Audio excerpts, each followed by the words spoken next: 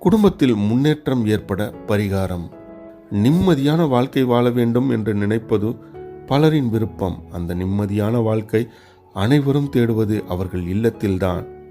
வீட்டை விட்டு வெளியில் செல்பவர்கள் பலதரப்பட்ட சூழ்நிலைகளுக்கு ஆளாகி நிம்மதியாக வந்து இருக்க வேண்டும் என்று நினைப்பதும் அவர்கள் இல்லத்தில்தான். அப்படி நிம்மதியாக இருக்க வேண்டும் என்று நினைக்கும் பட்சத்தில் வீட்டில் ஏதாவது ஒரு ரூபத்தில் சண்டை சச்சரவுகள் ஏற்பட்டாலும் அல்லது தடைகளும் தடங்கல்களும் ஏற்பட்டாலும் அதனால் பெரிதும் பாதிக்கப்படுவதும் அந்த குடும்பத்தில் இருக்கும் நபர்கள்தான்.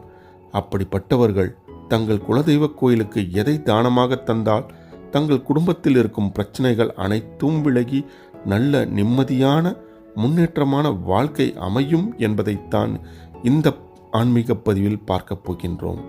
வீட்டில் இருக்கக்கூடிய எதிர்மறை சக்திகளால் சண்டை சச்சரவுகள் ஏற்படுவதற்கு வாய்ப்புகள் அதிகமாக இருக்கின்றன. இந்த